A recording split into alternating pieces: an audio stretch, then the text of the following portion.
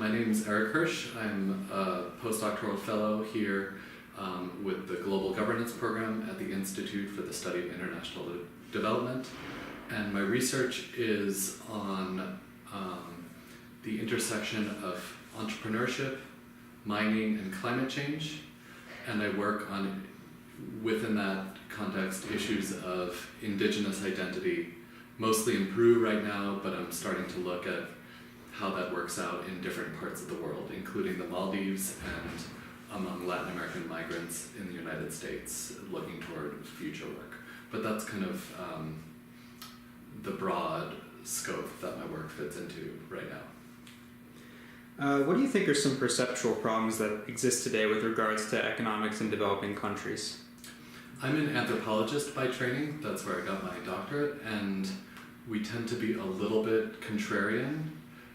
And so what we see as problems, and what I've seen in my research and in the field, is that there's often this vision of kind of black and white approaches to economic life. So is it a market economy or a non-market economy? Is it developed or not yet developed, right? That's kind of the way things are divided up, instead of is it fair, right? Or are things going well for many people in this place? So I think starting with those questions, and also starting with questions that are asked of people themselves that policy organizations, NGOs are trying to develop, would be kind of a better approach, starting from the ground up, rather than from a certain amount of aid that needs to go from a developed country to a not yet developed country. So from your perspective, there's more of a normative consideration about distributional outcomes and the fairness of the economic system in question, rather than the particular model that we want to ascribe it to?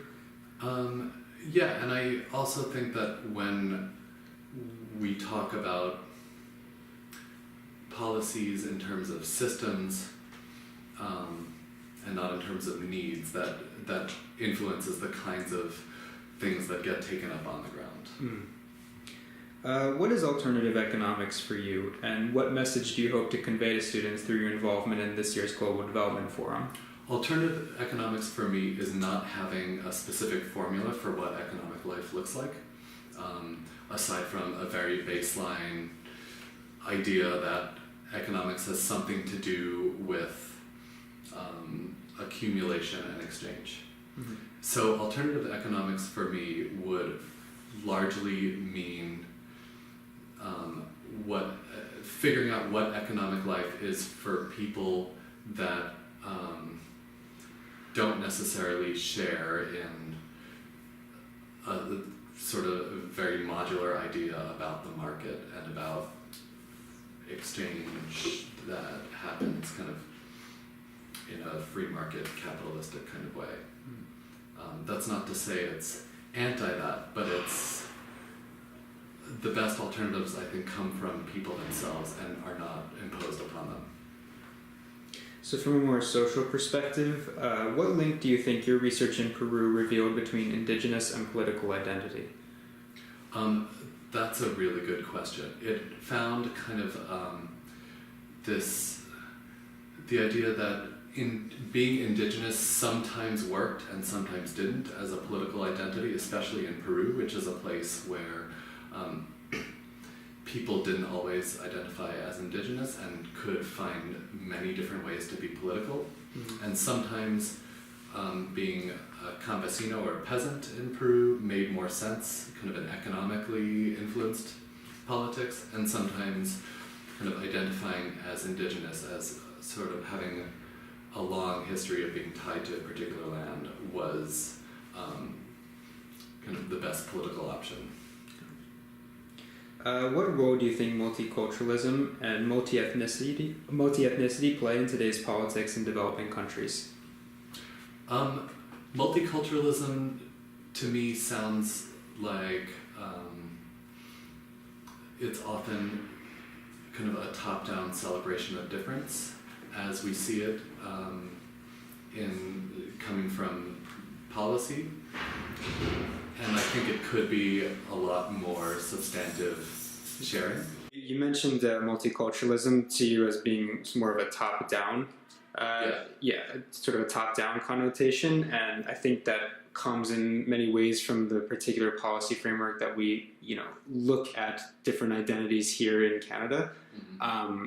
But there are other conceptions of multiculturalism, and do you feel that's present in developing countries' political identities as well?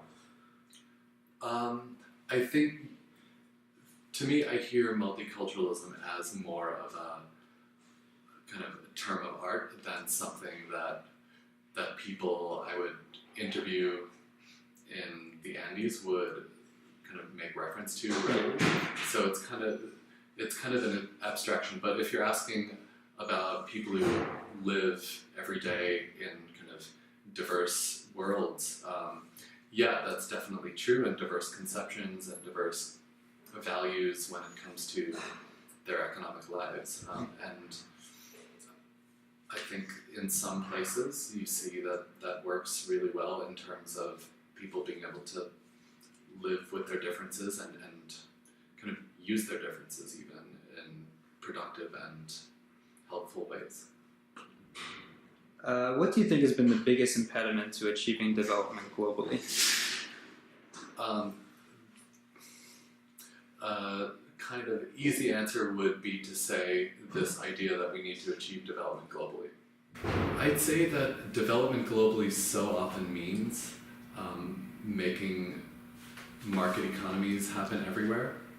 And so the idea that a single kind of development can happen globally that doesn't take account of long histories of structural inequality and underdevelopment is why we've had 70 years of kind of international efforts to redistribute with conditions that you've seen incremental change in some places, but by no means this global rescue from poverty. Far from it, and in many places even the opposite, increasing poverty in recent decades. Okay. Do you think economic justice can be achieved? And if so, is there a certain approach that is required to do so? I think economic justice can absolutely be achieved. And the certain approach I would suggest, going back to some of my earlier gestures toward kind of an on-the-ground approach, would be that it's many approaches, that having a single approach never works. But having many approaches that start with asking people what they need and how they can get it, I think that would be great. How can economic justice and prosperity be achieved simultaneously without compromising other factors, such as environmental justice? I think economic and environmental justice can go hand in hand, and probably for most people, especially in a lot of the underdeveloped world, it has to go hand in hand. Economic justice, and maybe even does already. I mean, I think that economic growth and environmental injustice often aid one another. I mean, for example, mining in Peru, you see that the country in the aggregate has grown astronomically in the last decade, and until a couple of years ago was Latin America's most growing, it had Latin America's biggest growth rate, right? But you didn't see, maybe I'm wrong about this, but I don't think you saw changes in relative poverty. So you saw widening gaps between the rich and the poor, and even stronger calls for a better, fairer distribution. You had way more mining conflicts, this is according to one study, that were about the bad distribution of mining profits than you did about whether or not mines should come into certain places. So I think economic and environmental justice have to come together. So the last question we have is, should economic inequality only matter until a middle class is developed? No. It should always matter, I think. I think it should matter until it doesn't exist.